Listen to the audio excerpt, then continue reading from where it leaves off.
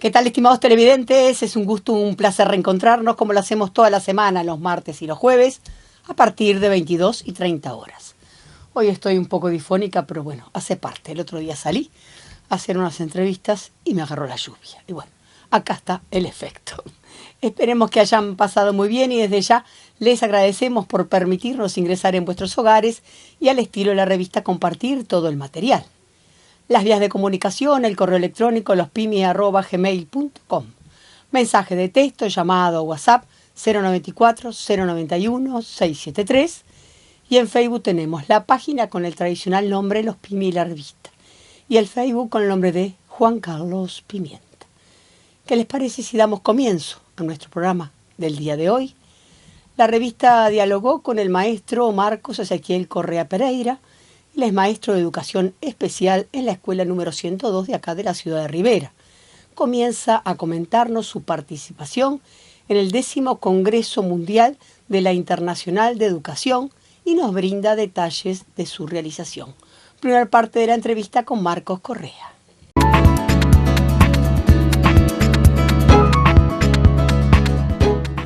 Dialogamos con el maestro Marcos Correa. Quería que nos comentara a ver ese congreso que hizo parte, porque siempre a veces uno dice, ¿qué harán en esos congresos? Bueno, ahora queremos saber cómo fue que fue o seleccionado o se anotó, ¿cómo fue?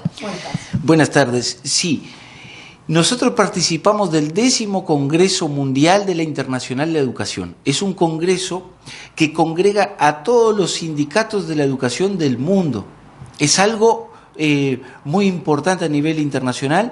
Nuestra Federación Uruguaya de Magisterio está afiliada a la Internacional de la Educación, también FENAPES y otros sindicatos de la educación en el Uruguay están afiliados a la Internacional.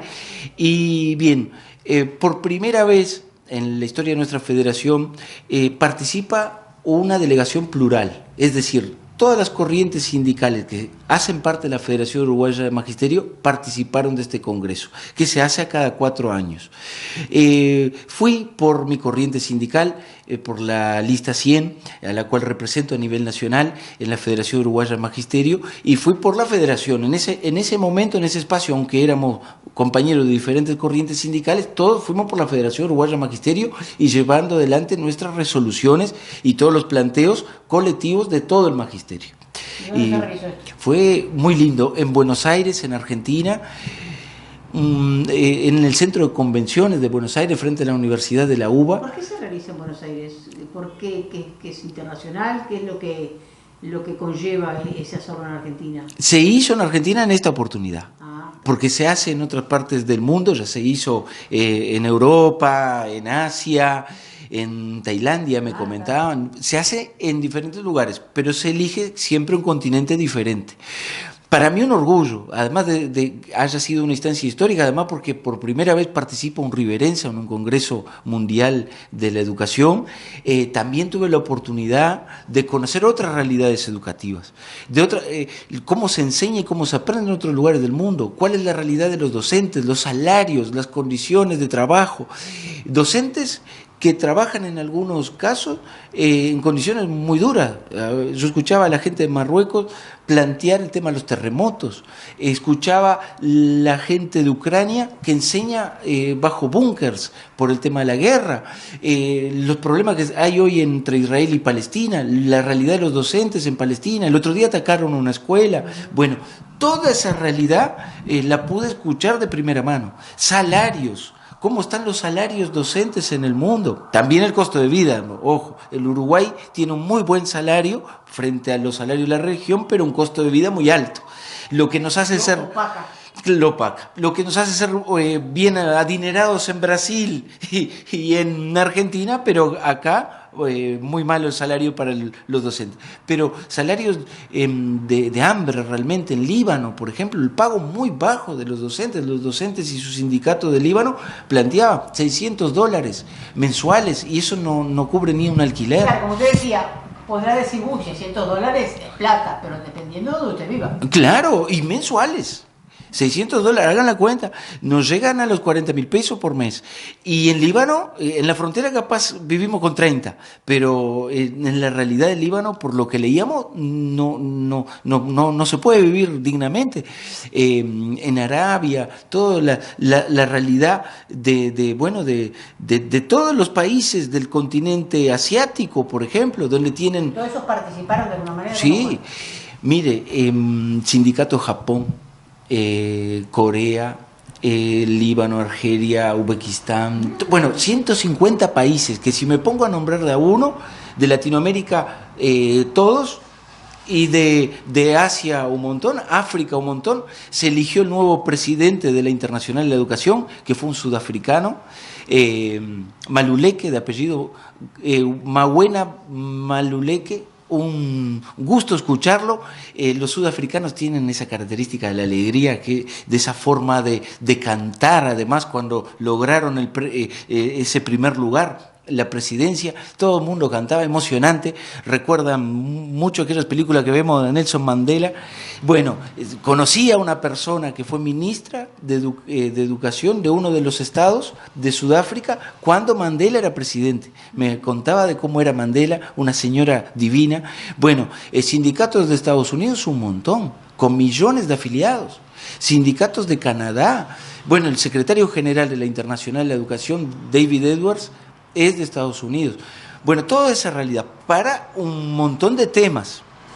Nosotros tuvimos como temática principal la cultura de paz, en este momento donde el mundo está con muchos conflictos bélicos, como educadores, plantear una educación para la paz, todos los días, educar en una cultura de paz para que las nuevas generaciones, la educación es muy importante, para que las nuevas generaciones no lleven adelante el conflicto bélico, pero no solo de eso se refiere la paz, también a tener las condiciones de vida, porque nadie puede tener paz viviendo en la pobreza, nadie puede vivir en paz siendo violentado por su esposo, entonces, la enseñanza para una vida en paz, en la cultura de paz, es mucho más profunda de lo que nos parece. Bueno, y los docentes nos manifestamos a favor de la enseñanza en ese sentido. También discutimos sobre la inteligencia artificial, que le decía hace un rato, una discusión muy profunda por los cambios que está implicando en todo el mundo, tanto en el derecho de autor, tanto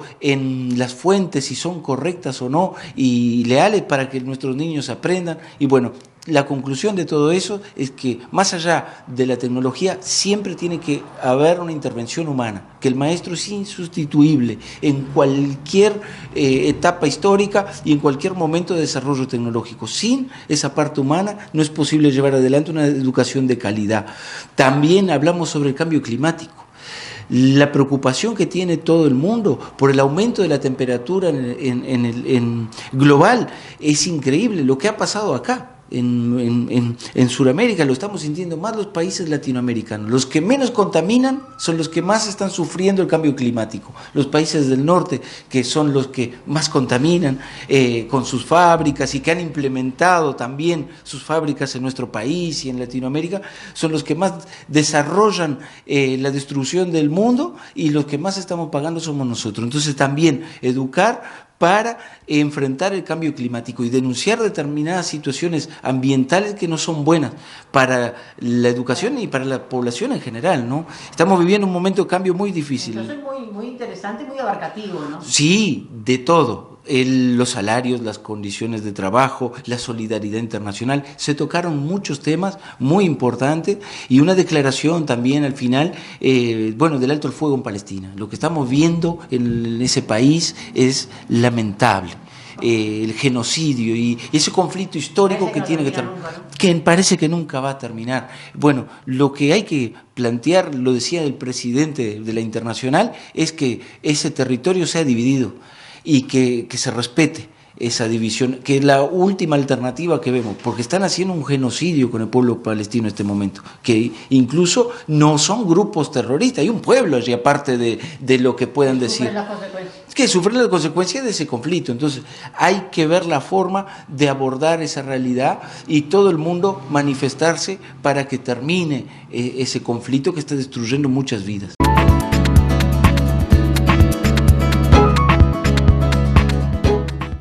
Llegó el momento de compartir la segunda y última parte de la entrevista con el maestro Marcos Correa, donde continúa haciendo referencia a cómo se desarrolló la participación de los presentes en el Congreso Mundial de la Internacional de Educación, cómo fue que participaron, quiénes tuvieron uso de la palabra, estos y otros puntos en la segunda y última parte de la entrevista con Marcos Correa.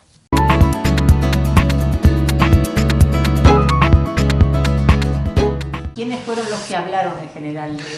¿Se designaron de alguna manera por sorteo? ¿Cómo fue el tema? Bueno, podías anotarte y ahí, según la lista de oradores, iban hablando. Por la Federación Uruguaya de Magisterio habló la Secretaría General. Cuando pedí la palabra para hablar sobre la discapacidad, que es un tema muy importante para mí y que teníamos que hablar sobre el nuevo paradigma, se terminaba el Congreso y no pude hablar. Bueno, Dios sabrá por qué, pero no pude tomar la palabra y ese tema no se abordó al final, fue el último y no se pudo abordar. Es muy actual, ¿no? Sí, y que en todo el mundo hay diferencias, y además hemos avanzado mucho en lo jurídico, en lo legal, en lo de derecho, pero en lo no, ni lo presupuestal. Porque con más recursos se puede un mejor abordaje de esa. Nosotros, si bien hoy hemos superado muchas cosas, el tema de la discriminación, el tema de entender de que es necesario que los niños especiales vayan a la escuela pública, hoy todos los ciudadanos, o la mayoría de los ciudadanos de nuestro país entiende que es necesario que los niños tengan una educación más allá de su condición de salud o su discapacidad. No hemos avanzado en invertir los recursos suficientes en esa realidad, en abordar realmente esa realidad para que se haga efectiva la educación. Y eso en el mundo no es tan avanzado como creemos. Hay lugares en el mundo donde hay mucha discriminación, incluso racial. También se planteó el tema del racismo en las escuelas, incluso en países africanos, en Estados Unidos, en el tema de las trenzas, del uso del cabello en la escuela, le prohibían a docentes usar trenzas a las mujeres, que vienen con una cultura, matriarcal. Que uno ve que no tendría por qué ser. No. ¿En qué va a variar lo que ellas pueden aportar a que tengan trenzas o no trenzas? Exactamente, y que además hay una carga cultural en los afros con el tema de la trenza, porque a través de las trenzas transportaban semillas para los lugares, los países donde habían sido esclavizados. Era la forma de lograr nuevos alimentos en esos lugares. Muchas de las plantas que conocemos hoy en nuestro país fueron traídas de África por africanos, a través de diferentes formas, y una de ellas era la trenza, donde allí ponían la semilla para plantar determinado. Sí, yo quedé sorprendido una vez que vinieron las compañeras de Identidad Afro Rivera y explicaban la historia de las trenzas. Y de la religiosidad, también tiene que ver mucho con eso. Entonces, con toda esa carga cultural que tiene la trenza, se prohibía en algunos lugares del mundo. Yo no podía creer. Bueno, fue muy enriquecedor esa instancia y queríamos transmitirle eso a todos los maestros, contarle que fuimos allí en representación de ellos. La Federación Uruguaya de Magisterio tiene alrededor de 25.000 docentes afiliados en todo el país. Y fue realmente un gusto poder hacer parte de ese congreso. Claro, usted viene con un bagaje de conocimiento que no lo tenía. No, exactamente. No, enriquecido totalmente. Incluso de la perspectiva que tenemos nosotros de lo que es la educación en Europa y demás, y poder decirle que en el Uruguay la educación que se lleva adelante en algunos aspectos es mejor que en algunos otros lugares del mundo que creemos de primer mundo, que tenemos otra mentalidad en la escuela que en esos lugares de primer mundo no la tienen. Entonces, ver eso a mí me sorprendió muchísimo, porque siempre subestimamos nuestra educación y subestimamos nuestro trabajo como maestro, pero puedo decirle a los compañeros que nuestras metodologías de trabajo, nuestra pedagogía, nuestra didáctica es muy avanzada, aún con la problemática que tenemos, y que tenemos que escribir más, que los maestros uruguayos tenemos que escribir sobre nuestras prácticas o registrar de alguna manera, porque podemos enseñar a otros maestros del mundo. Eso sí, la preocupación, 250 millones de niños no acceden hoy a la educación en el mundo.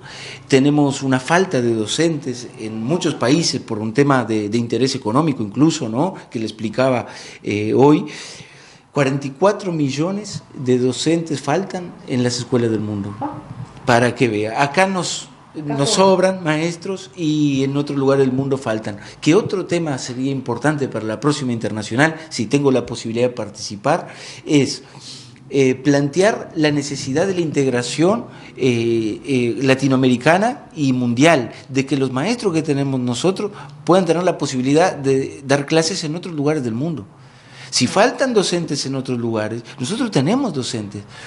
Además, muchos podrían estar interesados en ir. En trabajar, incluso nosotros, los que ya tenemos nuestros cargos efectivos, y dejaríamos cargo para los que están. Entonces, hay que abrir mucho y hay que plantear, y hay mucho planteo para realizar. Esta fue la primera vez, lo observé, aprendí, como dice, ¿no? Callar mucho y escuchar más, y bueno, escuché mucho, aprendí mucho, pero en la próxima instancia también tengo esos planteos para realizar, me voy con eso. Ah, sí, voy preparado, exacto, estudiado todo para poder aportar desde nuestro lugar como federación.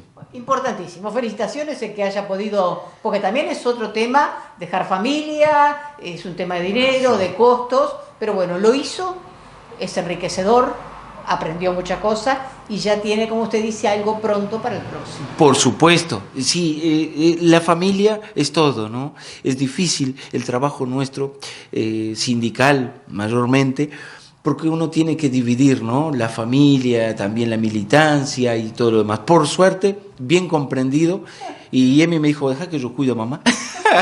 Bandido. Pasaron bien ellos, pero sí extrañé mucho. Es una semana y nosotros... ¿Una semana? Claro, fue una semana, todos los días. Y bueno, también la amistad que hicimos con la gente de claro, Buenos Aires, y todo, quedamos con contacto de todo el mundo. Pero sí, se extrañó mucho la casa, eso es natural. Pero pronto para otro. Y pronto para otro y para porque poder lo que aprender. Usted se trae de eso es invalorable, ¿no? Sí, es invalorable. Uno siempre aprende y cada vez más, y creo que eso es lo más positivo, y poder compartirlo con los compañeros que también... Sí, porque después en reuniones y cosas van a salir esos temas. Por supuesto. En reuniones puede ser acá en este local, o puede ser en un asado, o en un cumpleaños, esos temas van a salir. Surgen siempre, salen y tenés argumento para debatir frente a otras situaciones o problemáticas que se den. Entonces, también decirle a los compañeros maestros que seguramente a finales de agosto tengamos una asamblea en la Asociación de Maestros Rivera y vamos a hacer un informe, todo el trabajo de la asociación, pero también vamos a tocar estos temas que creemos que son importantes. Para informar, sí, para todos. Creo que tienen que los compañeros afiliados saber a qué van sus representantes cuando salen del país, y bueno, cuando hay cualquier instancia de representación hay que dejarles en conocimiento de lo que se hace. Fundamental. Sí. Felicitaciones y vamos por más. Gracias Liliana.